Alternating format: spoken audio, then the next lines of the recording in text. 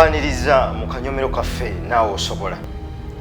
Njagala okutegeeza nti tandika olwaleero, tandika kati. Mu kkubo lyo ery'obuwanguzi ogenda kusanga abantu bangi abagenda okukugaana. Ffenna bwe twali tutandika baatugamba nga tekisoboka.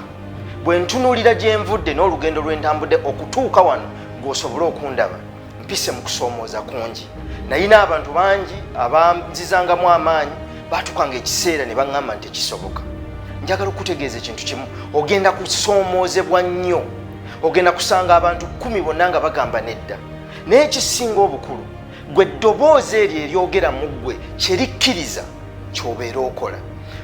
Ziba nnyo amatu oleme okuwulira amaloboozi agayitiridde obungi agali emabega waliwo obulamu bwo, wabula owulirize nnyo eddoboozi eriri munda mu ggwe. Bw'obanga kye watandika wagenderera kubaako ky'okola era ng'okimanyi bulungi wa gye wali olaga, tokkiriza nze kukusanga mu kkubo kukugamba nti tekisoboka.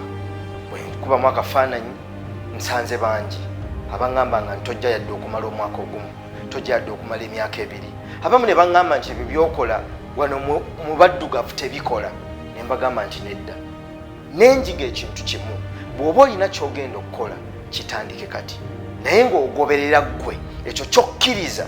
Tebigenda kubeera byangu nnyo nga bw'olowooza, naye mmanyi nti bw'onoobiwa obudde n'owaayo ebiseera byo n'owaayo amaanyi go n'oteekamu obwagazi mu ekyo ky'okola, nkukakasa ojja kutuuka. Obanga nange ninako wentuuse awatono, naawe yina osobola okutuuka, era nkugamba nti naawe osobola.